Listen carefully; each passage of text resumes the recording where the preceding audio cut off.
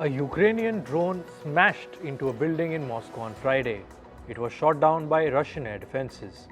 The incident disrupted air traffic at all the civilian airports of the Russian capital. About 7 flights were redirected to alternative airports. The drone damaged Moscow's Expo Center complex. The first vessel that used Ukraine's Black Sea corridor crossed through Turkey's Bosphorus Strait. The Hong Kong-flagged Joseph Schult container ship left the Black Sea port of Odessa earlier this week. Last week, Ukraine announced a humanitarian corridor in the Black Sea to release cargo ships that have been trapped in its ports. Russia recently pulled out of the Black Sea grain deal. The United States has approved sending F-16 fighter jets to Ukraine from Denmark and the Netherlands. Secretary of State Antony Blinken has given assurances that the US will expedite the approval of transfer requests when pilots are fully trained. Ukraine has been demanding F-16 fighter planes for months now to use in the ongoing war against Russia. Belarus President Alexander Lukashenko has said that Russia has achieved its aims in Ukraine. He added that he doubts that Russia would ever give annexed Crimea back to Kiev. Lukashenko also said that the two warring sides should sit at the negotiating table and be ready to discuss all issues. He then accused Zelensky of stopping talks between Kiev and Minsk. Russian and Chinese Navy ships have been jointly patrolling the Pacific Ocean. They are holding naval exercises in the East China Sea. China has said that the exercise is in line with international law and norms. On Thursday, Japan's government reported 11 Chinese and Russian naval ships crossing waters between Okinawa and Miyako. Taiwan's defense ministry has released a video showing its military conducting patrols. This comes after Taiwan's Vice President William Lai returned from a trip to the US. China criticized Lai's US visit and warned of quote-unquote vigorous measures.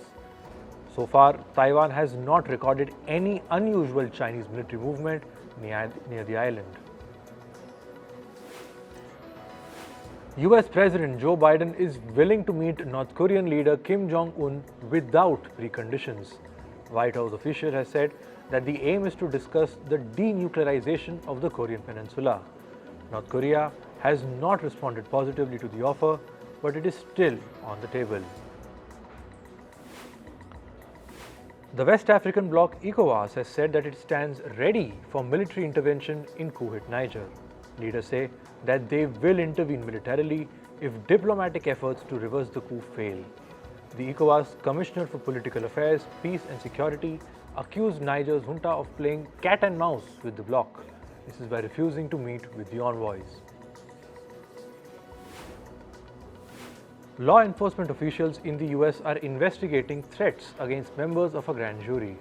These members include those who are overseeing former President Donald Trump's Georgia trial for trying to overturn the 2020 election result. The personal information of some of the jury members was leaked online. Authorities are working at both the state and federal level to track down the origin of the threats. The Indian Space Research Organization or ISRO has released images of the moon captured by the Vikram lander module. These images were taken on the 15th and 17th of August. The lander successfully separated from the propulsion module of the spacecraft on Thursday. It is now making its final journey to the moon. The touchdown is expected on the 23rd of August. In climate news, a state of emergency has been declared in Canada's British Columbia. The region's wildfire has tripled its size and continues to spread. Authorities have warned residents to prepare for extreme fire conditions. This is Canada's worst ever wildfire season, with more than 1,000 active fires burning across the country. Meanwhile, hundreds of people lined up outside an evacuation center in Canada's Yellowknife. They were registering for flights out of the city. This comes after authorities declared an evacuation order because of the wildfires. The Canadian Armed Forces are assisting with the airlift operation. Experts say climate change has exacerbated the wildfire problem in country. In Spain, firefighting efforts continue in the Canary Islands. A seaplane dropped water over an intense flame as severe wildfires continue to rage. Authorities have warned the spreading blaze could lead to further evacuations and confinement. Over 3,000 people were evacuated from their homes on Thursday.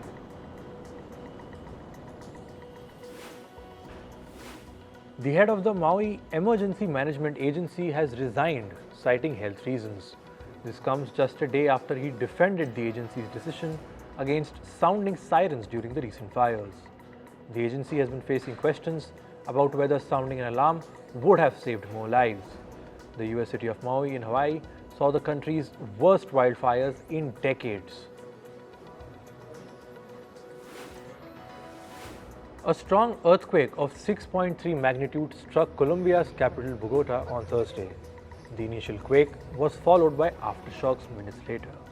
One woman died after panicking and jumping out of a window during the quake.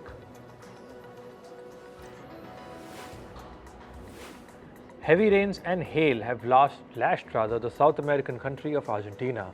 This has disrupted the lives of local residents.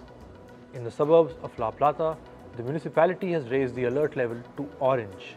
Meanwhile, at the Buenos Aires Metropolitan Airport, many flights have been delayed and cancelled because of the storm.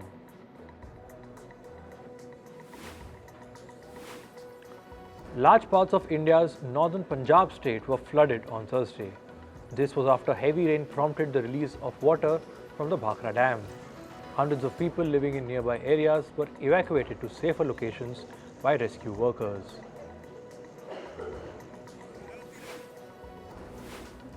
North Korean leader Kim Jong-un has inspected typhoon-hit farmlands in the country. He has also praised the military's efforts to salvage crops. Last week, Tropical storm Khanun swept over the Korean peninsula. This heightened concerns of a food crisis in North Korea. About 90% of water samples taken from the American Great Lakes contain unsafe levels of microplastics. This is according to a new study from the University of Toronto. According to the study, about 20% of those samples are at the highest level of risk. However, researchers say the damage can be reversed if the US and Canada act quickly. The Great Lakes provide drinking water to over 40 million people in the US and Canada. The British government has been criticized for scrapping a food waste legislation. The policy would have made food waste reporting mandatory for large and medium-sized businesses in the country. Campaigners say it could have reduced food prices and helped tackle the climate crisis. Moving to business and tech, Chinese property developer Evergrande has filed for bankruptcy protection in the US. It will allow the heavily indebted company to protect its American assets. This is while it works on a multi-billion-dollar deal with its creditors. In 2021, the company defaulted on its huge debts. This sent shockwaves through the global financial markets. Elon Musk is on a visit to Japan for the first time in 9 years. The reason of his visit is not known. Elon Musk last visited the country in the year 2014. That was to finalize an agreement with Panasonic to build a battery factory. The prices of retail condiments have severely shot up in Argentina in the past month. A report says price lists from major suppliers show an average hike of 18%. This is between July 26th and the 15th of August. Ice creams and desserts saw the steepest jumps. Wholesalers are rapidly moving to raise prices after market volatility this week. Earlier this week, Argentina's government devalued its currency by nearly 18%. It also raised interest rates to 118%.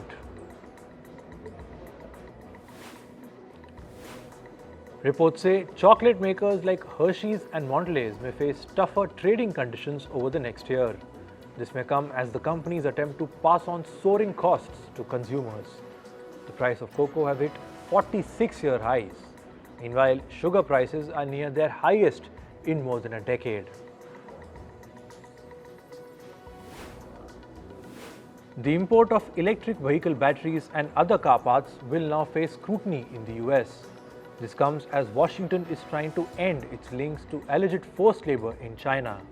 For this, the US bans the import of goods made in China's Xinjiang region. Until now, the bans only focused on items such as solar panels, tomatoes, and cotton apparel. However, it will now include items like lithium-ion batteries, tires, and automobile raw materials. American banking group Citibank has been summoned to court by a US lawmaker. This is over an investigation into alleged data sharing by banks with the Federal Bureau of Investigation. Lawmakers have accused major banks of sharing the private financial details of many American citizens. These details were shared with the FBI without due legal process. American online grocery delivery firm INSTACART is reportedly planning to file for an initial public offering or IPO. It could file for an IPO in the US as soon as this September. Last year, Instacart said that it had confidentially filed for a public listing. However, it then delayed the plans due to sour market conditions. Microsoft has said that it will pull the plug on Xbox 360's online store and marketplace. They will be shut on the 29th of July next year. Gamers using their old console will not be able to purchase and download new games. However, users will be able to continue playing games that they have already purchased. This comes as Microsoft aims to focus on its latest consoles and subscription service Game Pass. As per reports, Microsoft is planning to start selling a new version of its Databricks software. Databricks is a data analytics platform that uses artificial intelligence. It helps companies make AI models from scratch. This can serve as an alternative to licensing proprietary models like those offered by ChatGPT maker OpenAI. A US court has dismissed a lawsuit against YouTube. The suit accused it of restricting or removing videos of Black and Hispanic content creators. This was allegedly because of their race. However, the court said that the lawsuit failed to prove a pattern of discrimination. Moving to sports, in cricket, former coach Ravi Shastri said Virat Kohli is the solution to India's concerns about the number 4 spot. India have been searching for a player to fill that crucial position for a long time. Since Yuvraj Singh's retirement in 2017, the country has tried dozens of players. Ravi Shastri said, and I quote, "If you look at Virat Kohli's record, he is good enough at number 4. In football, the head coach of the US women's national team, Vlatko Andonovaski, has resigned. This comes after the country was eliminated from the FIFA Women's World Cup in the round of 16. The US are 4-time champions of the tournament. This was the team's earliest exit at the World Cup.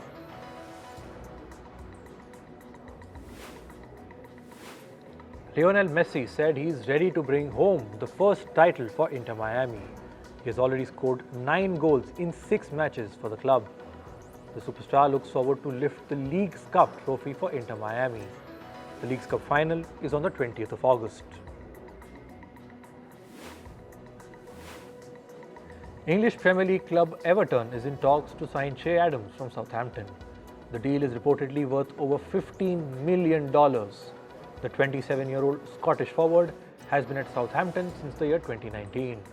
Adams has scored 25 Premier League goals across 4 seasons for the club. Saudi Pro League club Al Hilal have signed Yassine Bounou from Sevilla. The 3-year contract is reportedly worth over $22 million. Bounou is Sevilla's first choice goalkeeper and has helped them win 2 Europa League titles. In tennis, women's world number 1 Iga Swiatek reached the quarterfinals at the Cincinnati Open. Poland's Swiatek beat Qinwen Zheng of China. She lost the first set to her Chinese opponent 3-6, but then rallied back 6-1 and 6-1 in the next 2 sets. Swiatek will next face Marketa Vondrousova of the Czech Republic. Men's world number 1 Carlos Alcaraz also advanced to the quarterfinals of the tournament. The Spaniard Alcaraz beat American Tommy Paul 7-6, 6-7 and 6-3. His next opponent is Australia's Max Purcell. Novak Djokovic also won in the round of 16 at the Cincinnati Open. The men's world number 2 beat Frenchman Gael Monfils 6-3 and 6-2 in straight sets. He will next face Taylor Fritz of the US in the quarterfinals. Trans women have been temporarily banned from the women's events at World Chess. They won't be able to compete until they clear a gender assessment. The International Chess Federation said this process could take up to 2 years. The move has drawn backlash from advocacy groups. India's National Doping Agency has banned sprinter Duti Chand for 4 years. This is after she failed 2 dope tests for a banned substance. Chand's counsel said it was a case of unintentional consumption. She will appeal to the agency to challenge the ban. In the world of entertainment, the Writers Guild of America met with representatives of some major Hollywood studios on Thursday.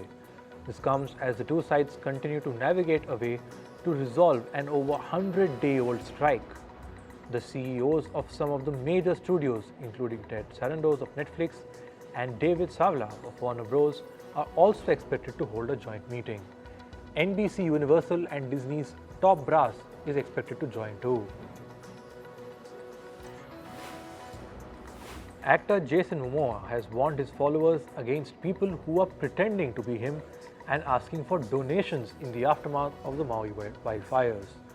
The actor said, and I quote, "I am not going to be reaching out to anyone on Instagram to ask for money." He also urged people to stay away from tourist areas in Maui and let survivors use those resources.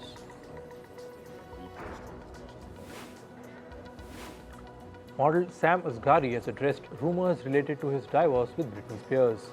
His representative said that claims of Asghari challenging PRENUP and threatening to exploit his wife are false. In a divorce filing, Asghari requested Spears to pay him spousal support and attorney fees. The two had been married for 14 months.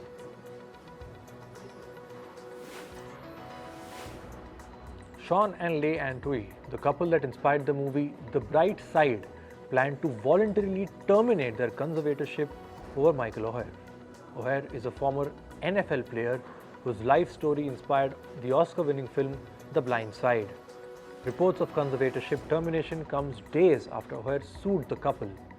O'Hare accused the Tuohys of lying about adopting him and falsely advised him to sign a document that made them his conservator. Singer Selena Gomez has confirmed that her new album is in the works.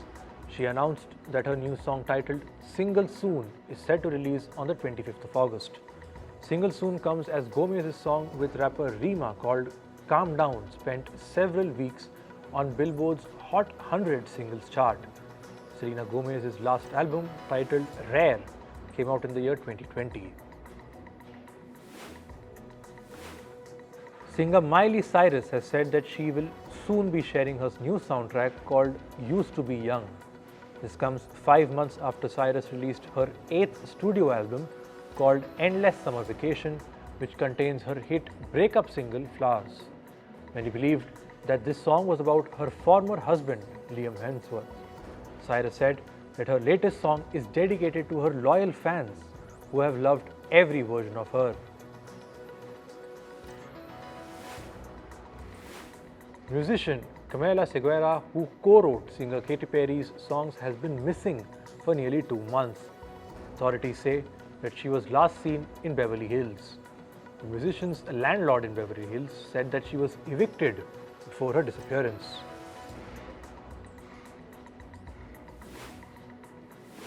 A Peruvian singer is merging K-pop with the indigenous Quechua language. This has resulted in the birth of a new genre called Q-pop. Quechua is spoken by millions of people across the Andes. It is one of the 3 official languages in Peru.